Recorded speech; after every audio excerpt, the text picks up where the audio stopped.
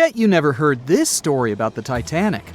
So, this massive luxury ocean liner was heading out of Southampton on its first voyage to New York with over 2,000 passengers and crew on board. I'll spare you the details for now. You know how it all went down. Since there were a lot of things that went wrong during its short lifespan, some couldn't help but wonder, was it really bad luck? Or was there some mysterious force behind the ruckus? Well, for starters, right as it was leaving the harbor, the Titanic nearly crashed into another ship, called the SS New York. How did that happen? Well, 6 tugboats had to pull the massive Titanic into the river to begin its journey. Captain Smith was in charge, but let's be honest, he probably needed a few more cups of coffee before making any big decisions. So, as the Titanic was speeding along, minding her own business, she passed the New York and the oceanic ships. The Titanic decided to make a left turn, but the suction was just too much for the poor New York. She started to drift off towards the Titanic. The oceanic was leaning so much, her gangplank smacked into the water like a belly flop in the pool. Thankfully, the captain of one of the tugboats was there to save the day. He used his trusty megaphone to call the Vulcan to the port side of the Titanic to pick up some crew members. He then noticed the New York in trouble and acted quickly, throwing a line to slow her down. The Titanic's captain was probably scratching his head, wondering how to handle these big ships like the Titanic. That's because he'd only recently experienced sailing on larger ships. Close one, right? Well, it was just part of the story. As it turns out, the huge list of misfortunes might have started even earlier. Another theory suggests that during the ship's construction days in Northern Ireland, a fire broke out in the coal bunkers. Talk about a rocky start. If this information is correct, then the ship's hull may have been affected by the incident before it even set sail. Fans of this theory argue that a fire popped up inside one of the Titanic's large coal bunkers and really damaged an important segment of the ship's hull. Some claim there's even photographic evidence to back this up. A bunch of photos documenting how the ship was made and pampered for its maiden voyage were found, and they showed a significant black streak on the outside of the Titanic's hull. Weirdly enough, the streak was really close to where the iceberg hit during that cold April. Now I know what you're thinking. This theory might sound far-fetched, but most of these people have been gathering information about the Titanic for decades, and they're convinced that this is the real deal. They even believe that the fire started way earlier than the day the Titanic set out on its maiden voyage, particularly about 3 weeks prior. Why was this overlooked? Well, because of fear of bad press, mostly. Also, because of all the fuss created around the unsinkable ship, it was important that they stuck to the initial calendar. Of course, not everyone is convinced by this new theory. Some people think it's just another wacky idea to add to the long list of Titanic sensational theories. What if I told you there were even rumors about part of an ancient Egyptian coffin being on board? Could that have had something to do with the disastrous ending of the Titanic? Some truly believe it did. Let me tell you the story about the unlucky mummy. It's a tale that'll give you goosebumps. Back in the 19th century, this ancient Egyptian artifact, a mummy case lid to be exact, was brought over to Europe. And as soon as it arrived, strange things started happening. Now, some of the stories may be a bit exaggerated, but according to journalists, some of them were actually true. The rumors sparked the interest of a British writer who later spent months investigating the mummy case and its alleged related stories. He was planning to write an article debunking the myths, but he found out they were all too real. Unfortunately, he never got to finish his work because he passed away suddenly. Others believed that the mummy case was guarded by Egyptian elementals. They warned others not to mess with the artifact. The mummy case's history is just as spooky. It was found in Egypt and sold to a certain someone conveniently named Mr. W. at a party organized by a well-known English lady. When the mummy case arrived in England, it was given to Mr. W.'s sister, who immediately suffered from financial losses and other troubles. A photographer who took a picture of the case claimed that he captured a living woman's face on the film. The mummy case eventually ended up in the British Museum, and it's still there today. However, rumors say that it was aboard the Titanic and was responsible for its sinking. But don't believe everything you hear. Some sources claim the mummy case never left the British Museum, and the rumor was started by a journalist named William Stead. He was actually a passenger on the Titanic, and he supposedly told his fellow passengers about the ill-fated mummy before the ship went down. Is that what happens when you tempt fate? Seriously doubt it, but it does make you wonder, doesn't it? It gets even weirder, trust me. About 50 passengers got cold feet before the ship took off, and they refused to board the Titanic at the last minute, even if it meant that they'd lose the cost of the ticket. They just had an extremely bad feeling about the whole deal, and even an Irish astrologer warned against making the voyage on the Titanic. I doubt he saw a big ol' iceberg hidden somewhere in the stars, but it does add up to the mystique surrounding the Titanic. And do you know what's even worse? The fact that the ship's binoculars, which could have helped prevent the iceberg collision, were locked up. Apparently, those binoculars could have been used by lookouts on that fateful night. But guess what? The key was held by David Blair, an officer who was sadly bumped from the crew before the ship's departure. Poor guy. He probably didn't even know what he was holding on to. Now, some historians think that if those binoculars were in use, the iceberg might have been spotted earlier. But hey, let's not point fingers here. Others argue that it wouldn't have made a difference. Who knows? Maybe the lookout was too busy looking at the stars to notice a giant iceberg in front of them. But seriously, what were they thinking? Locking up the binoculars on a ship that big is like forgetting to pack sunscreen for a trip to the beach. Also, the ship might have been going a bit too fast. Now, I know what you're thinking. Why was the captain in such a hurry? Well, apparently, good old Captain Smith was trying to beat his ship's older sibling, the Olympic, in a race to see which ship could cross the Atlantic faster. I guess he had a bit of a sibling rivalry going on or something. But here's the thing. Even though there were warnings about icebergs in the area, the Titanic just kept on chugging along at full speed ahead. I mean, come on, guys, it's not rocket science. If you know there are icebergs around, maybe slow down a little bit, right? And then, close to midnight on April 14th, 1912, the Titanic hit that iceberg and sank in the North Atlantic. It also famously had a mere 16 lifeboats and 4 collapsible dinghies on board. No wonder it ended up being one of the worst maritime disasters in modern history.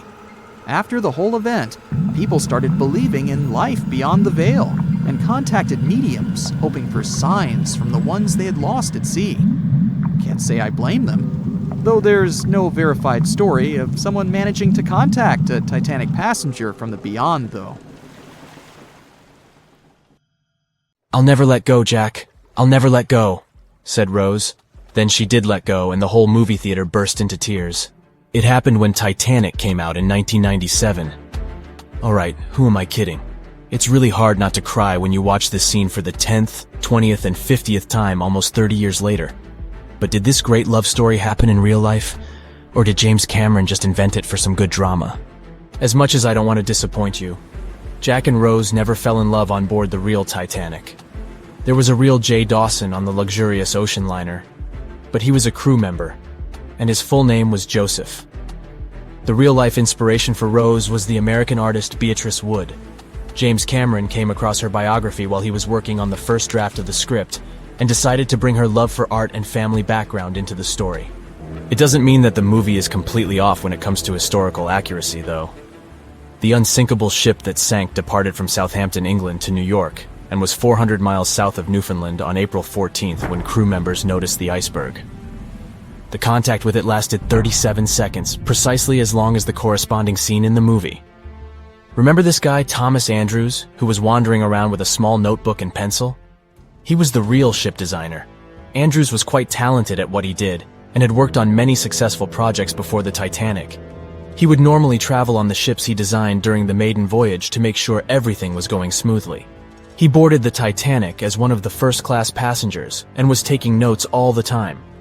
After the unfortunate rendezvous with an iceberg, Andrews was seen inspecting the flooded parts of the ship with Captain Smith. According to his sad forecast, the Titanic would have gone down in about 2 hours. One of the stewards claimed that he had seen Thomas Andrews moments before the sinking.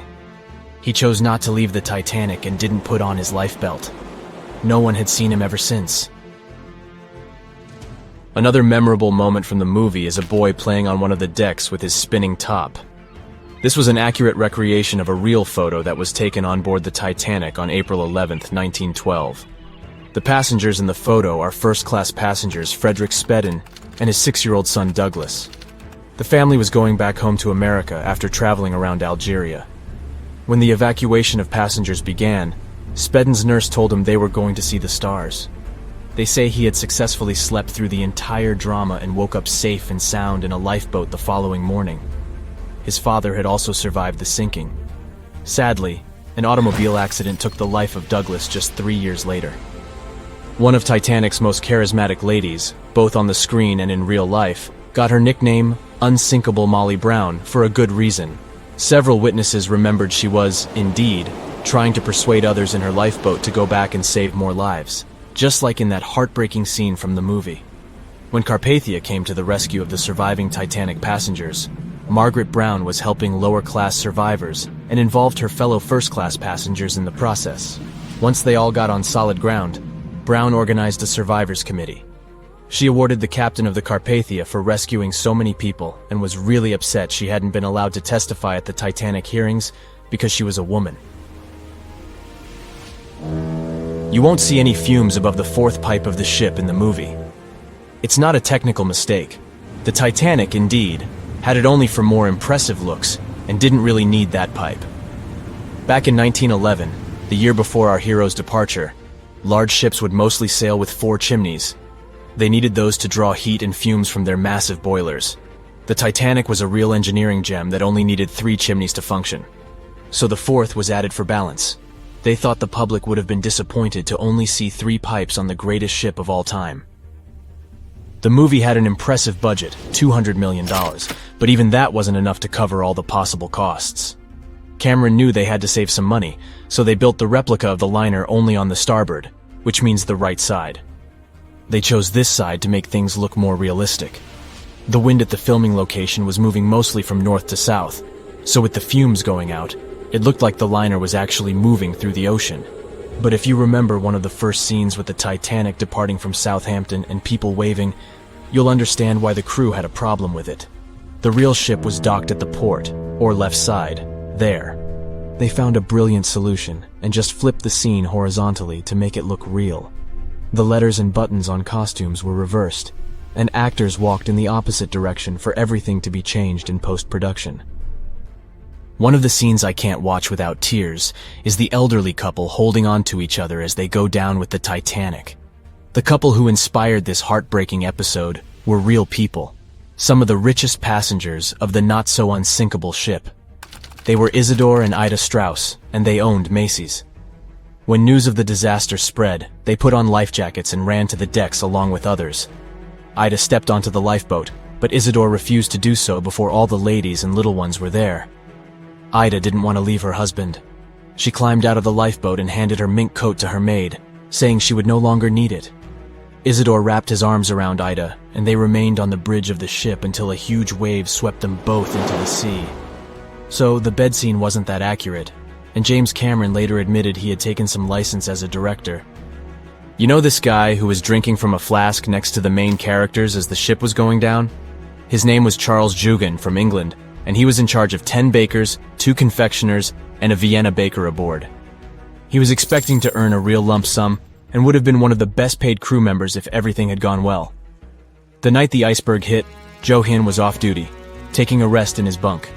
He immediately woke up and sent his bakers to deliver bread to lifeboats. He then returned to his room for a drink. Once he came back on the deck, he helped others get in his assigned lifeboat. There was no more room for Charles inside, so he ended up on the outside of the rails of the ship. Finally, when the Titanic submerged, he just swam away, and as the sun rose again, he found one of the lifeboats and was rescued by Carpathia. The contents of the flask must have helped him survive. The well-dressed man who decided to stay on the Titanic forever was American businessman Benjamin Guggenheim. That last name probably sounds familiar. And yes, he was from that famous family. Guggenheim was traveling with his valet, his significant other, a singer from France called Leontine, her maid, and their chauffeur. They all boarded the Titanic in France during one of the short stops it made after leaving Southampton. When disaster struck, Benjamin was helping the ladies get in their lifeboat. He reportedly said they were only saying goodbye till the next day. He was sure the ship would be quickly repaired. After helping many women and youngsters get in the boats, Guggenheim chose not to fight over the remaining seats. He and his valet returned from the decks to their first-class suite and put on their finest suits to go down like gentlemen. The Royal Mail Ship, or RMS Titanic, easily the most famous steamship in history, was once the symbol of luxury and dreams that promised to come true. It took 3 years and 3,000 people to construct it. On April 10, 1912, the brand new ocean liner greeted its passengers with the smell of fresh varnish, paint, and newly sawn wood. Back then, they still used lead for the production of paint and linseed oil as a binder, so that smell must have been powerful. When it was fully operational, the giant vessel consumed around 850 tons of coal per day, and the passengers would also smell its fumes. Another odor that must have filled the Titanic's decks, at least the first-class ones, was the new scent by the famous French perfume house Guerlain. It was released earlier in the same year and quickly became a hit with the well-off ladies. The perfume that you can still buy today is a mix of violets and iris with creamy vanilla. On the dramatic evening of April 14th, when Titanic only had hours to live, the unknowing waiters were serving oysters, lamb and mint sauce, roast duck with applesauce, and other delicacies to their first-class guests. The second class was filled with the smells of curried chicken, spring lamb, and roast turkey. Third-class passengers had simple gruel and biscuits that night. At 11 p.m., as the ship got dangerously close to the iceberg, the new smell added to the mix. It was a mineral odor with metallic notes. If you have ice in your fridge, you must have noticed it takes the smell of neighboring foods. The same happens to icebergs. They take on the odors of sea animals and maintain the chemical composition of the water that they're made of. If more people had known about the meaning of this particular metallic smell, they probably still wouldn't have saved the ship. But the number of people that managed to escape to safety could have been larger. Speaking of smells, in case you've ever wondered what space smells like but aren't planning to become an astronaut anytime soon, listen up. You can try out Eau de Space, an aroma that was designed by NASA decades ago. The idea of the perfume was to help astronauts prepare for their encounters with space at all levels during their training. But hold on a second, space is a vacuum, so it technically shouldn't have any smell. Yet, astronauts who have been out there remembered it as a pleasant metallic odor, something like the smell of welding fumes or burnt gunpowder. They could smell it on their spacesuits after coming back into their spacecraft. We can also guess what other planets smell like based on what their atmospheres are made of. Venus has clouds of sulfuric acid in its atmosphere, so it must smell like rotten eggs. Mars and Uranus also smell like rotten eggs, by the way. Each of the layers of Jupiter's atmosphere is made up of different chemicals. That's why it smells different depending on where you are. Some layers would greet you with a yummy aroma of bitter almonds or marzipan, and others, closer to the top, smell like cleaning products. The remaining planets of the solar system are unlikely to have a distinctive scent because they're mostly odorless gases in their atmospheres. As for our natural satellite, the Moon, the Apollo astronauts claim that its dust smells like gunpowder. The fragrance of fresh-cut grass makes regular mowing it nearly worth it. But did you know that the grass isn't having a great time while you're doing it? In fact, it's sort of screaming for help. And because grass can't scream out loud, it expresses discomfort by releasing a mix of smelly, volatile molecules. It does it to protect itself from insects. Caterpillars and other similar creatures just love to munch on sugary plant snacks. When you mow the grass, it releases jasmonic acid, among other things. It's sort of a signal to parasitic wasps that there is a caterpillar available. These creatures deal with the grass's offenders, and it can keep growing happily ever after. From the point of view of the grass, mowing is not much different from an insect attack, so it protects itself the best way it can. The rain has an easy-to-recognize powerful smell, also known as petrichor. But where does it come from? Turns out some plants secrete oils during drought. The rocks and soil accumulate those oils compounds, and when the raindrops hit, they mix with water and release into the air. Sometimes these oils combine with chemicals produced by bacteria living in the soil. The result of this cooperation is a musky odor you can smell in the woods or in your garden when you turn over the wet soil. Ozone also adds to the smell of rain, especially after thunderstorms. It happens when a lightning bolt's electrical charge splits oxygen and nitrogen molecules in the atmosphere, and they later recombine into ozone. One theory says we enjoy the aroma of rain so much because it's imprinted in our brains. Different cultures have always associated rain with something positive, and we could have inherited that perception. Now, chocolate fans, of which I am one, this is for you. There are flowers that smell exactly like your favorite tree. It's a product of a tropical plant, after all, and since it's impossible to recreate the exact magical scent chocolate has in a perfume, you can plant some chocolate flowers, also known as the green eye lyra leaves, in your garden. These flowers look like daisies with yellow petals around a deep red center. When you pick its petals, the flower releases the delicious smell we all love so much. The leaves and branches of the plant also have the same fragrance. Now, in case I got you interested, you can find the flower in dry soils of Arizona, Texas, Colorado, and other states with similar climates. It blooms all year, and the aroma is strongest on warm days. The bear cat, also known as the biturong, does not only look super cute, but also smells like buttered popcorn. Biturongs prefer to stay alone and use their aroma to mark their territory and find potential partners when they have to. Scientists tried to figure out the secret of their unusual smell and suggested it could come from secretions from the scent glands under the animal's tail. Further research showed that the popcorn smell comes from the bear cat's urine. After the animal answers nature's call, it leaves a scent trail in the trees with its tail that often gets soaked. But if the real popcorn only releases its amazing smell when it's popping under heat, how do bear cats manage to do it without a microwave? Well, the answer could be in their diet, or more likely, in the bacteria that come in contact with the animal's natural fluid.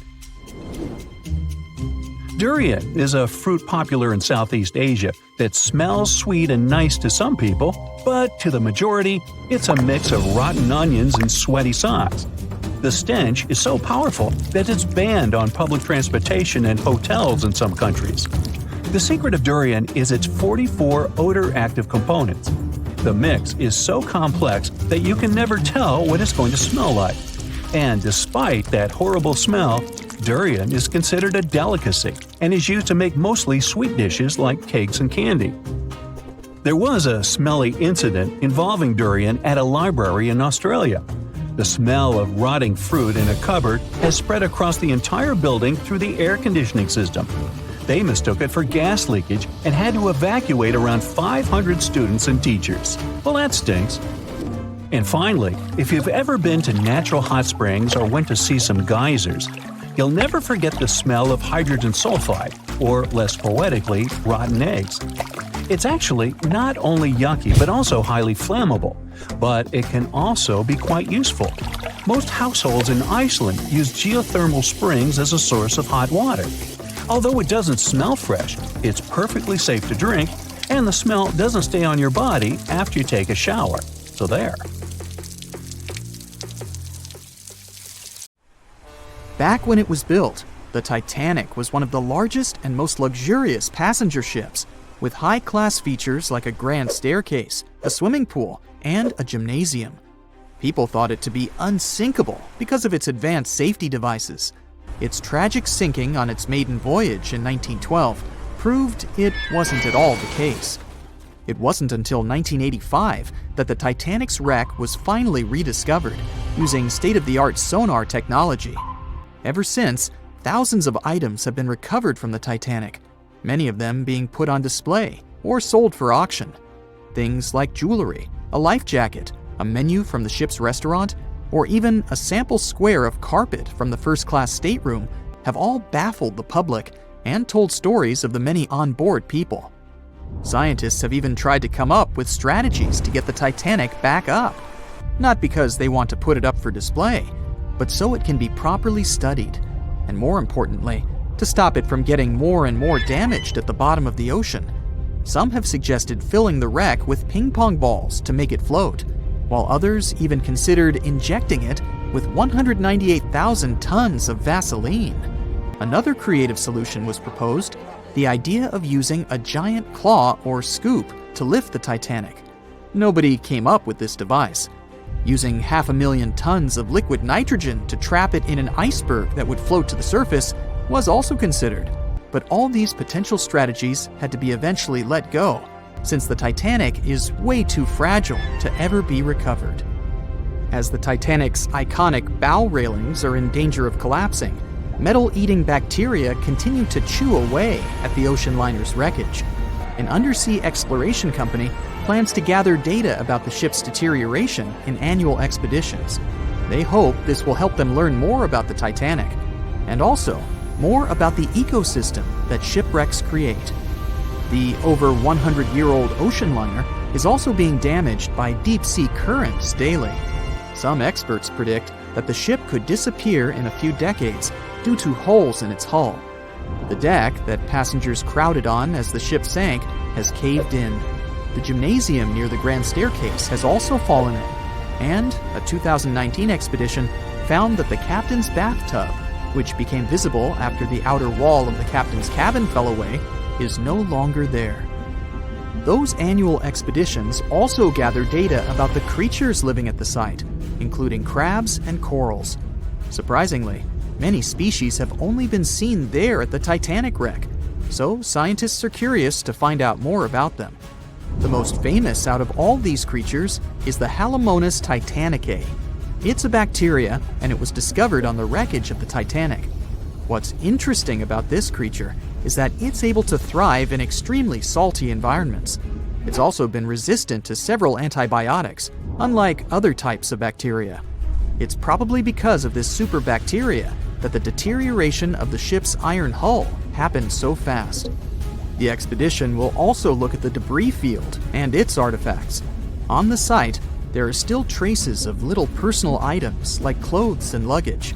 One of the most interesting stories about Titanic artifacts is that of the passengers' shoes. Most of the Titanic items that have been lost at sea deteriorated or disappeared completely. But not the shoes. They seem to be able to resist the harsh conditions. On top of that, the leather in most shoes is perfectly preserved, probably because of tannin, a substance used in the tanning process of leather. It helped the shoes resist the damaging bacteria found underwater. All this exploring might have gotten you all excited. If that's the case, I have some good news to share. You might even be able to join the expeditions. To personally explore the Titanic, you have to plan ahead and apply to be a mission specialist with OceanGate, the company responsible for the journey. However, this experience does come with a high price tag of $250,000. Despite the cost, this once-in-a-lifetime experience is in high demand because of the limited spots available. If you can afford the exploration, you will have the chance to collaborate with renowned specialists in marine biology, oceanography, the Titanic, DNA, and the deep ocean. Accommodations and meals on the dive support vessel are also included, as well as training and guidance from specialists before and during the mission. Lastly, you don't even need to bring your own gear, as the expedition equipment is included as well. Sure, ships have evolved and modernized over the years, and these days we have technology that is way better than that available on the Titanic.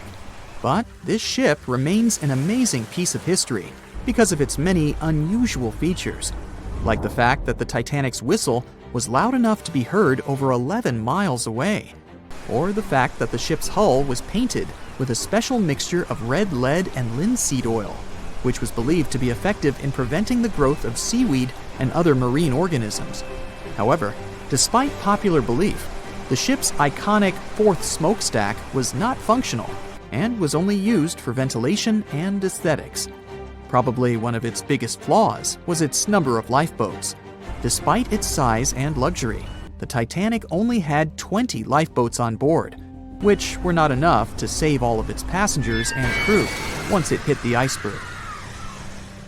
The Titanic may be the most famous shipwreck, but it's not the only one.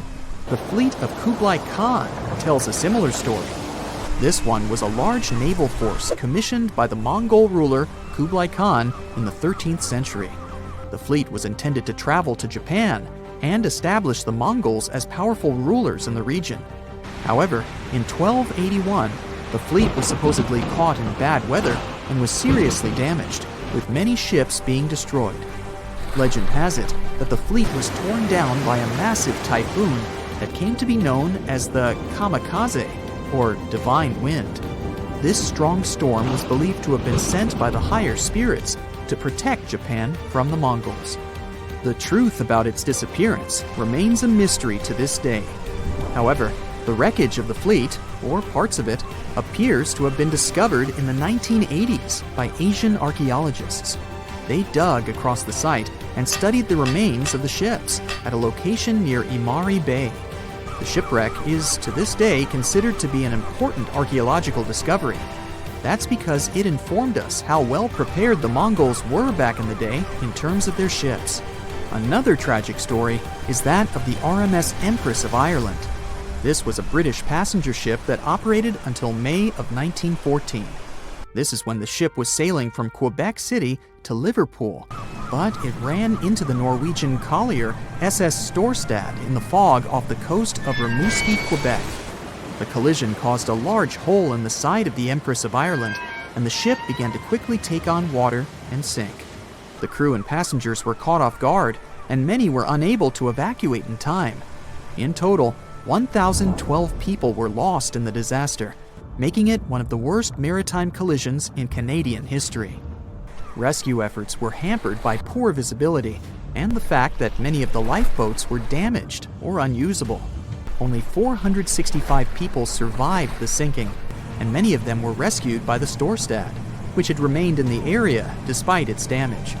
The sinking of the Empress of Ireland was a national tragedy in Canada, and it led to changes in maritime safety regulations and the establishment of a Coast Guard. The ship still lies at the bottom of the St. Lawrence River, where it has become a popular dive site for enthusiasts.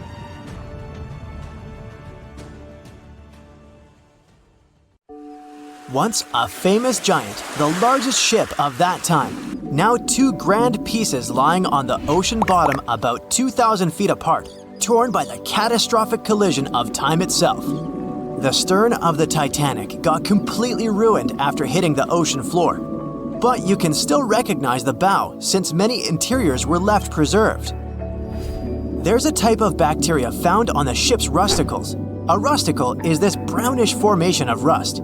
It occurs deep underwater when the wrought iron the ship is made of oxidizes. It means the bacteria eat the iron of the Titanic's hull, piece by piece. And it seems they might finish their snack by 2030, way sooner than when anyone would expect the wreck to be gone forever.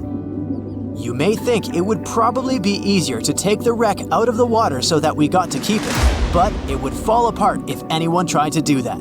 It's been in the water for more than 110 years now, and is now so rusty that no one would be able to reconstruct some parts even if we managed to get the ship out of the ocean depths. What do you think? Could any of about 700 people that had survived the sinking of the Titanic hear it hit the ocean bottom? The largest ship that had ever been made till then disappeared literally before their eyes after all.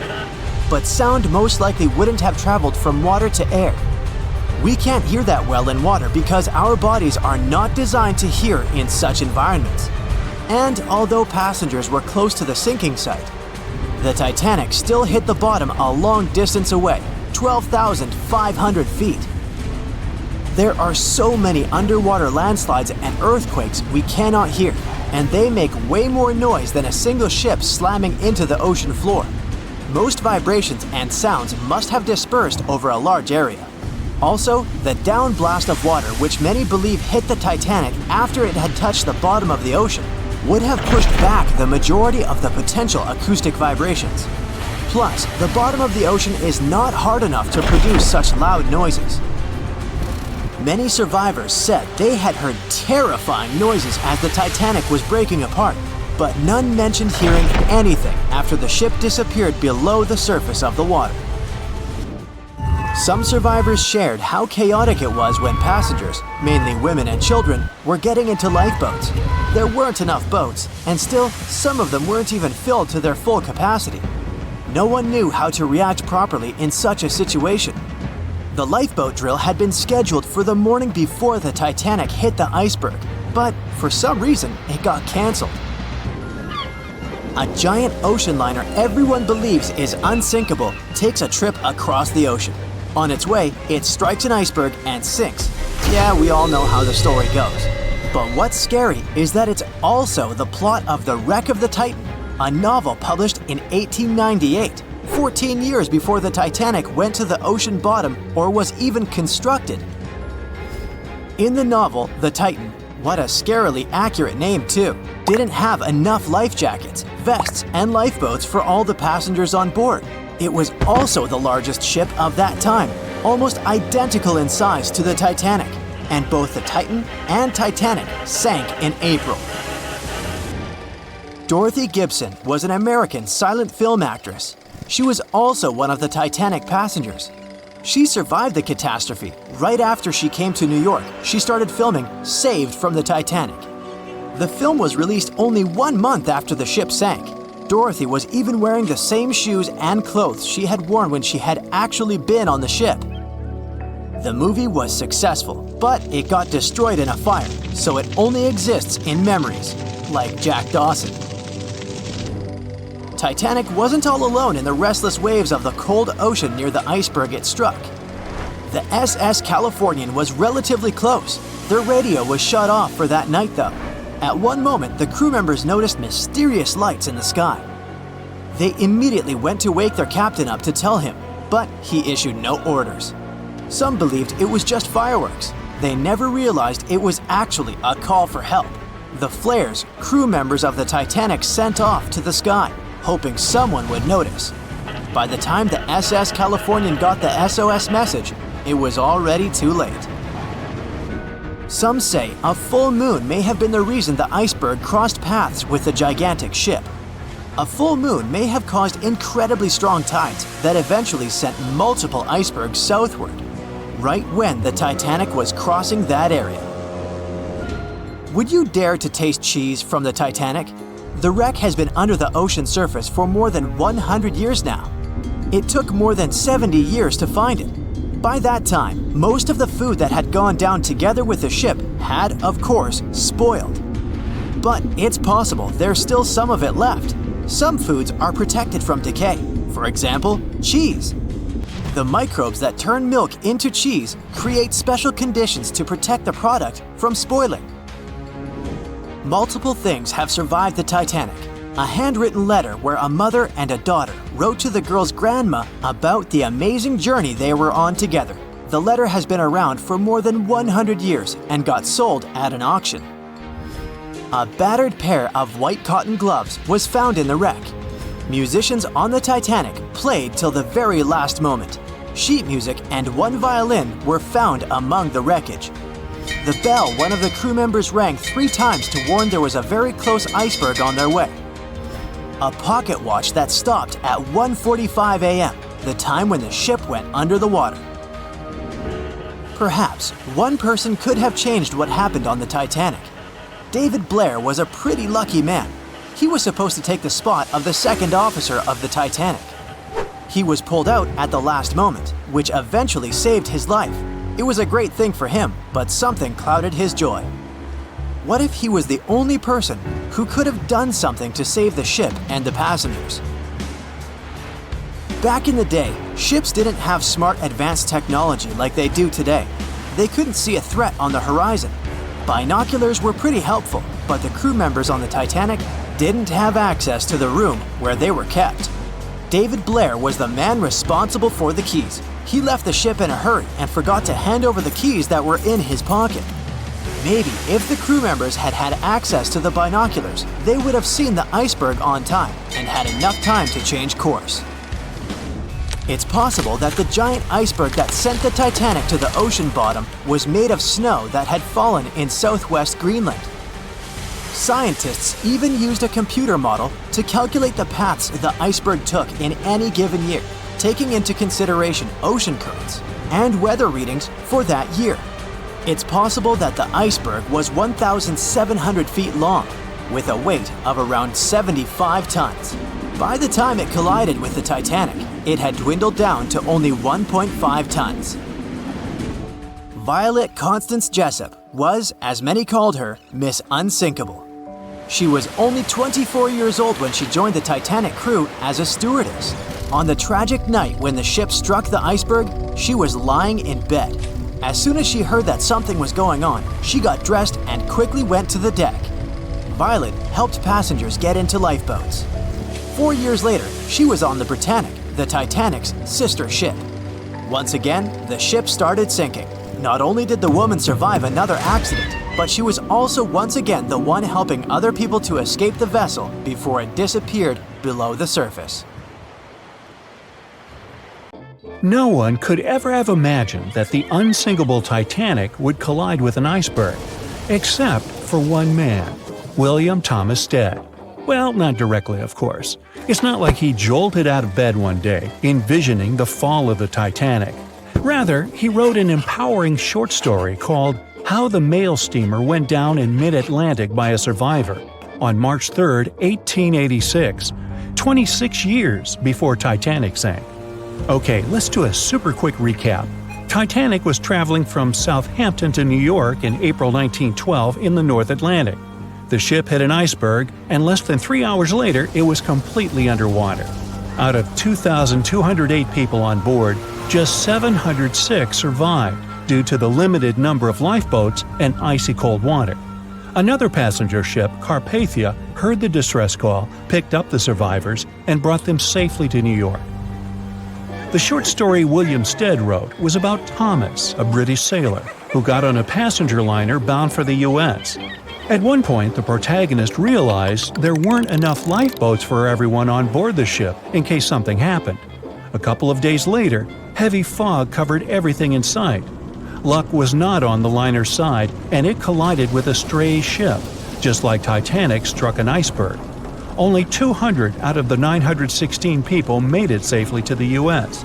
The main character managed to survive by jumping into the water and climbing into one of the lifeboats.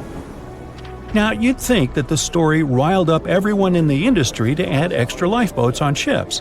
But sadly, it received very little attention when it was published. Even more tragically, William Thomas Stead was on Titanic when it sank, and he didn't make it. The survivors who knew Stead mentioned that he had always been cheerful and had loved to chat during meals. He complimented the ship's design and how sturdy it was. Witnesses also talked about how he had been helpful when the ship had been sinking, having given his life jacket to someone else. He was a journalist by profession and was on his way to New York for a ceremony. One of his most important contributions to modern journalism was the use of illustrations in every newspaper article. He also introduced newspaper interviews, and they're still used to this day along with illustrations. But this story wasn't the only published work that predicted the disaster. Morgan Robertson was an author and former ship captain who wrote short stories and novels. His most notable novella is The Wreck of the Titan. It's also known as Futility. The book was written in 1898, 14 years before Titanic.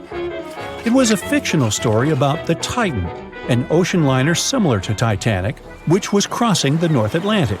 It's also a coincidence that Titan was just as fast as Titanic and shared many other similarities, like size and design. The book described it as unsinkable and the largest ship to hit the ocean at the time. That's what they said about Titanic, too. Another eerie similarity was the limited number of lifeboats it had. The story took place in April, and that's when Titanic set off on its journey and hit the iceberg. The Titan story also mentioned that barely anyone had survived that horrible accident. Unlike Stead's story, the protagonist of Robertson took a different path. The Titan sinking happened somewhere halfway through the book, so after the accident, the main character went on with his life. The book was brought back into the spotlight after the Titanic disaster. How could someone describe the events that took place almost a decade later so accurately? Many started to believe Robertson could see the future. But the reality was that Robertson knew his way around a ship. It was easy for him to write down the nitty-gritty of things without doing more research. Realistically, one of the biggest threats for ships at that time was hitting an iceberg or colliding with other ships.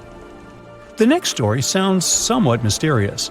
Once, Alex Mackenzie heard a voice that warned him not to board Titanic. But when he turned around, there was nobody there. As he continued walking, the voice spoke to him again. But this time, it was louder and more distinct. He took the warning seriously and decided to cancel the trip and go back to Glasgow, Scotland, his hometown. His grandparents weren't too happy to find him back home instead of on Titanic. After all, the ticket was very expensive. That disappointment very soon disappeared when they heard that the ship had struck an iceberg. John Coffey was a member of the crew of Titanic, but he decided to ditch the ride when the ship stopped at his hometown in Queenstown, Ireland. His inner voice told him to get off the liner, and he did. He was only 23 at the time, and for someone his age, it could be a major career boost and an opportunity to grow. Despite the horrible tragedy, the guy signed to work with the RMS Mauritania just months after the Titanic sinking. Talk about commitment. Some added info was revealed about what may have contributed to the fall of Titanic. The constructors insisted that the ship was unsinkable, but many people later theorized that the vessel's steel plates had been too frail for the freezing Atlantic water. It may have caused the rivets to pop, allowing ocean water to seep inside. Another theory is that there may have been a fire in the hull of the Titanic that had been raging for 3 weeks before the voyage. The fire softened the steel, allowing the iceberg to cut through it like a hot knife through butter. Some pictures before the ship set off on its journey show black marks on the hull, which could have been caused by fire. Either way, the iceberg would have caused significant damage in any case, no matter if there was a fire or not.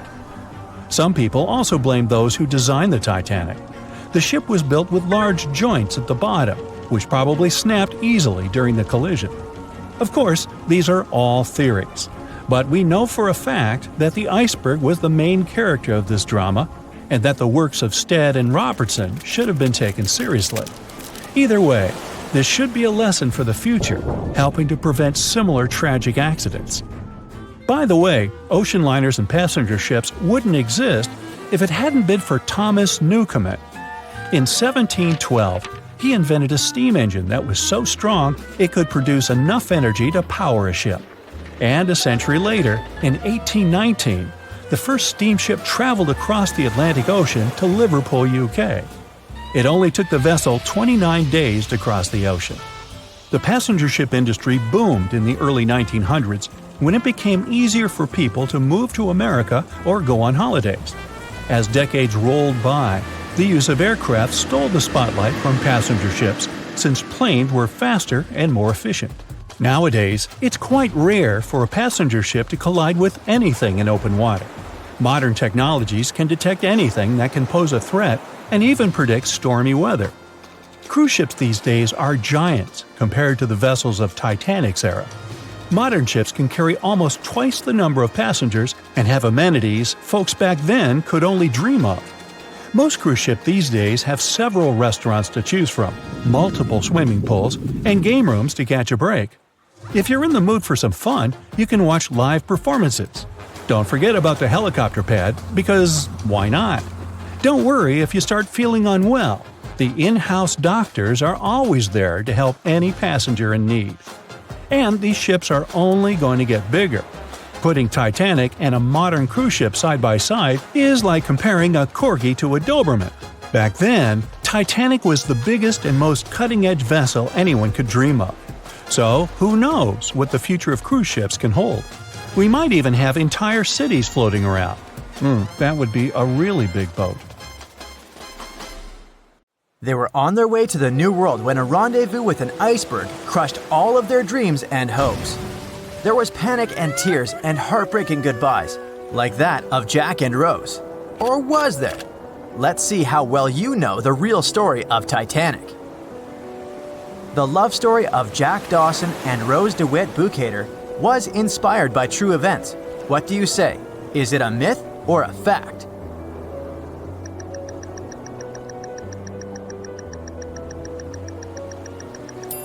The most emotional Titanic love story was actually all made up by the screenwriter and director of the famous movie, James Cameron.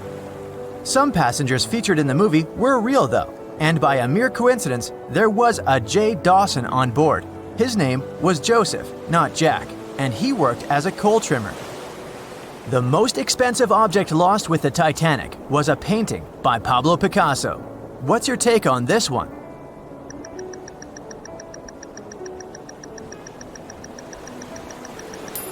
It's a myth.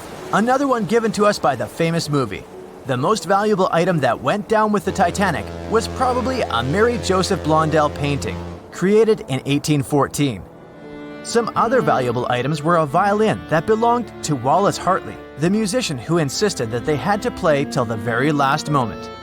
There was also a 1912 Renault Type CB Coupe de Ville that would now cost millions of dollars, a handwritten manuscript by Joseph Conrad, first edition essays by Francis Bacon, 5 Steinway grand pianos, and, of course, some fine china plates and cups and first-class passengers' jewelry. The Titanic was the largest and the most luxurious passenger ship of its time. Does it sound real to you?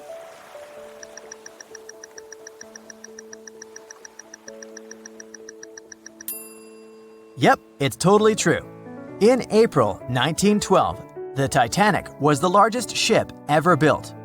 It was 882 feet long and had a maximum passenger capacity of 2,435 people. That's not a lot compared to the largest cruise ship of today, the Symphony of the Seas. It's just a bit longer than the Titanic, but has more than double the passenger numbers. And yes, no other cruise liner has probably beaten the Titanic in terms of luxury to this day. It costs more than $200 million to build in today's money. The tickets were also quite expensive. Duh! First-class tickets ranged in price from $1,700 in today's money for a berth up to $50,000 for one of the 2 parlor suites. Second-class tickets were $700. Third-class passengers had to pay between $170 to $460. Most of the passengers of the unsinkable ship managed to survive. True or false?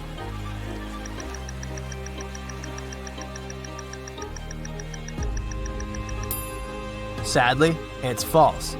Only 37% of all the passengers actually survived the meeting with the Titanic.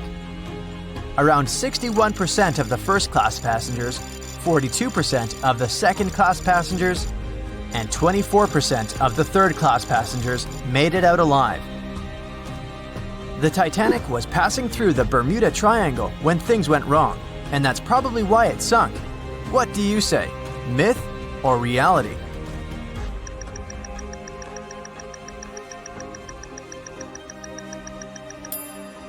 It's 100% a myth. The Titanic never even came close to the Bermuda Triangle.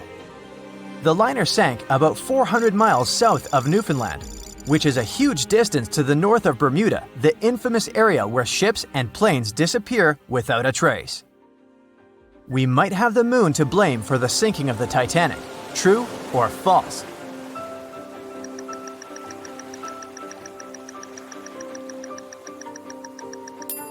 This one is true. The moon heavily affects the tides on Earth. The closer the moon is to the Earth, the stronger the tides are because of the increasing gravity of our satellite. Back in 1912, the moon was so close it made several glaciers in Greenland break apart. Massive chunks of ice that broke off from the glaciers started floating south. The supermoon event came just 6 minutes after a spring tide, the alignment of the moon, the sun, and the earth that makes their combined gravity reach its peak twice a month. And the day before, our planet had come the closest to the sun that year, which made the gravity even stronger. This mixture of events created perfect conditions for one of the most powerful tides in history. Icebergs breaking off from Greenland's glaciers drift off to the coastal waters of Labrador and Newfoundland, where they often run aground. To move on, they need to either melt and become lighter or catch a high tide that would carry them further. The 1912's tide was as high as it gets. So they shifted many shipping routes south because of the huge amount of icebergs. But not the Titanic, of course, as they believed it was unsinkable. It took 4 hours and 40 minutes for the Titanic to sink. What do you say?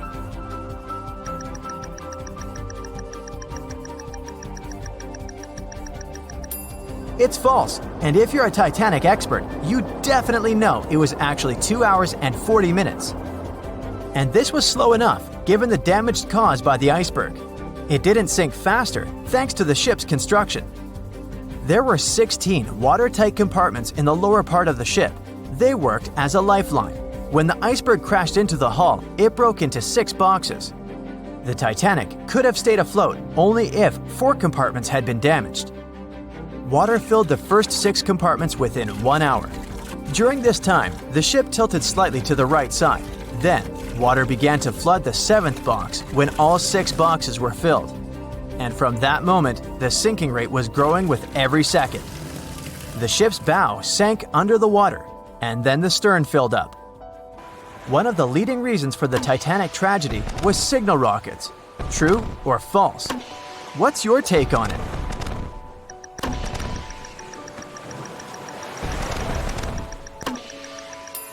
This one is true. When any ship sinks, the crew members must release red flares. It's a signal to all nearby ships that someone is in trouble. But for an unknown reason, someone put white lights in the Titanic's rocket box. When the ship crashed into an iceberg, the crew members released white flares. Another ship, SS Californian, was nearby at the time. Its captain knew the Titanic was going through a dangerous iceberg area. The crew of this ship didn't see the Titanic in the dark, but they noticed white rockets. Radio communication between the vessels didn't work. The SS Californian operator turned off the receiver. The Californian captain felt that something was wrong, so he sent a Morse lamp signal to the Titanic. But it was too late. The ship was already underwater, so no one could respond. Another ship, Samson, was sailing alongside the Titanic. It drifted with lights off since it was catching seals, and that's not legal. When the captain saw the Titanic's white rockets, he thought it was the Coast Guard. So Samson sailed away as fast as they could. They realized they had abandoned the drowning passengers once they made it to Iceland and learned the horrible news. In 1996, one expedition managed to raise the Titanic from the ocean floor. Do you believe it?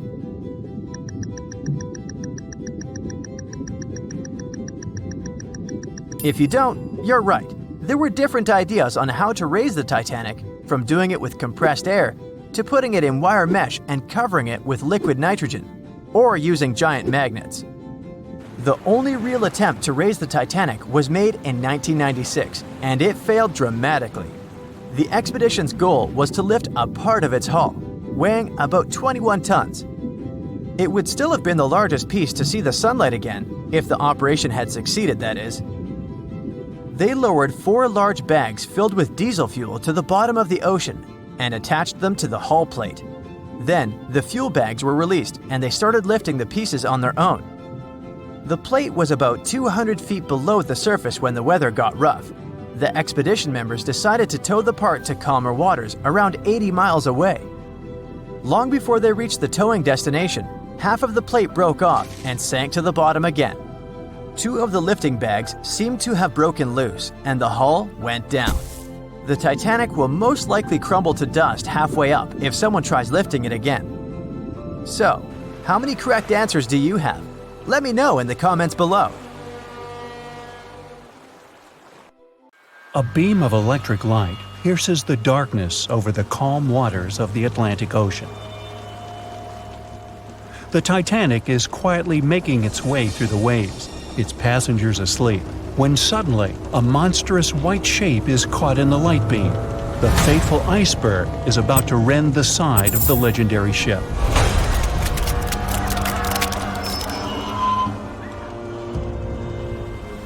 April 14, 1912, only 2 days before someone will take a photo of a giant iceberg with a pretty unusual elliptical shape.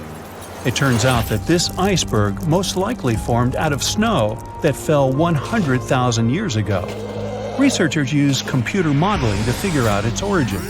They used data from 1912 and added some new information about winds and ocean currents. They concluded that the iceberg was probably a part of a small cluster of glaciers in southwest Greenland. These days, it's possible to calculate the routes of such icebergs in any given year in the past. So the infamous chunk of ice was on its way from Greenland to an area further south from Cornwall. If the ship had passed through that region only 2 days later, the iceberg would have moved far away from the point where they met. At first, the weight of the most well-known iceberg in the world was 75 million tons. With time, it started to slowly melt away, and when it sank the Titanic, its weight was only 1.5 million tons. By the time of the collision, it had probably been melting for months, but it was still a true monster. When the Titanic sank, the iceberg was 400 feet long, and more than 100 feet of its surface was above the water. Some people believe it was a supermoon that caused the Titanic to sink. That night, there was a rare lunar event. It hadn't happened for 1,400 years. In normal conditions, the iceberg wouldn't have traveled so far south without melting and losing the largest part of its mass. But the supermoon could have been the reason for an unusually high tide that pulled the iceberg away from the glacier way faster than usual. There's a specific type of bacteria that slowly consumes the remains of the Titanic. Salt corrosion, ocean currents, freezing temperatures, plus this rust-eating microorganism might consume the entire wreckage. American actress Dorothy Gibson was aboard the Titanic. She survived, and when she arrived in New York, she started filming a movie called Saved from the Titanic almost right away. The movie was released only a month after the Titanic sank, and in the movie, she even wore the same shoes and clothes she had during the actual disaster. The movie was a big success at that time, but the only known copy was destroyed in a fire. 14 years before the Titanic sank, a novella called Futility had been published, and it seemed to have predicted the whole event. The plot centered around a fictional ship called the Titan that sank during its voyage. The Titan was almost the same size as Titanic, and they both went to the bottom in April. The reason was hitting an iceberg, too. Both the real and fictional ships were described as unsinkable, and both of them had the legally required number of lifeboats, which, as it turned out later, were nowhere near enough. We've seen it in the movie, but there were some real-life love stories happening on the Titanic, too. 13 couples even took a trip on the Titanic as part of their honeymoon. One of the couples owned Macy's department store in New York. Once it became clear the Titanic was rapidly sinking, the woman refused to go into a lifeboat without her husband. But he didn't want to join her while there were still women and children who he thought had to go first. Then his wife gave her coat to her maid. She insisted that the maid should get into the lifeboat, and she wanted her to be warm. As for the woman herself, she decided to stay with her husband till the end. Some people believe Titanic sank because of a mummy, not an iceberg. It all started around 1000 BCE with a mysterious woman who lived in Egypt, in the city of Thebes. People knew little about her, but they called her a priestess. Her mummy was put in a wooden sarcophagus and covered with a large lid with the image of her face and some mystical inscriptions. This place had been hidden until the first half of the 19th century, when a group of locals accidentally came across it. They disturbed her peace. No one knows how, but the mummy disappeared that day without a trace. A couple of decades later, a group of rich friends from England traveled to Egypt and found the empty mummy casket with the image of the priestess, whose dark eyes seemed to be looking into the void. They decided to buy it, but the buyer disappeared the same night before he even got the case. All members of the group had some accidents. The casket changed its location a couple of times until it, as some believe, ended up on the Titanic. It took more than 70 years for a robot submarine to find the ruins of this legendary ship. The wreck lies nearly 13,000 feet under the surface of the Atlantic Ocean, split into two halves. Why did the liner break apart? No one knows exactly. Some think it happened because of the water that got inside when the ship collided with the iceberg. The pressure was so powerful it separated two parts of the vessel, starting with the ship's bottom structure. Others say it was because of the hull rivets. They had a high concentration of slag or smelting residue, and that's something that can cause the metal to split apart.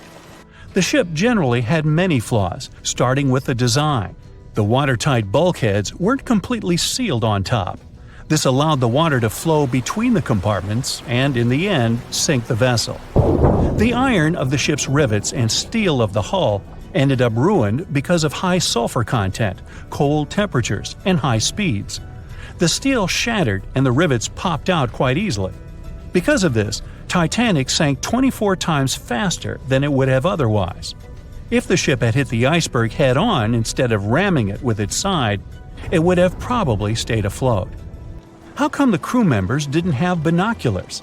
It would have surely helped them spot the iceberg on time and maybe even avoid the disaster. But the binoculars on the Titanic were locked in a storage cabinet. Only one crew member had the key, and he had been transferred off the ship right before it set sail. He later said he hadn't remembered to hand over the key. But even without the binoculars, the ship might have had some time to change course and avoid the collision if the crew had gotten some warning. But that's the thing, someone did warn them. About an hour before the incident, a ship that was relatively close to Titanic, the SS Californian, sent a message to inform them it had stopped because of dense ice field. But the warning never got to the Titanic's captain. Some experts say it was because the radio operator didn't think it was that urgent. And later, the SS Californian said they didn't get a call for help from the Titanic because their radio operator was off duty. Some say the crew on the Titanic couldn't spot the iceberg on time because of an optical illusion. Atmospheric conditions that night probably caused super refraction, which could have camouflaged the berg. After all, no one actually saw the iceberg until it was too close to the ship to somehow avoid the crash. Not even a whole minute passed between the moment they saw the iceberg and the collision. It was only 37 seconds, and it took Titanic 2 hours and 40 minutes to disappear below the ocean's waves.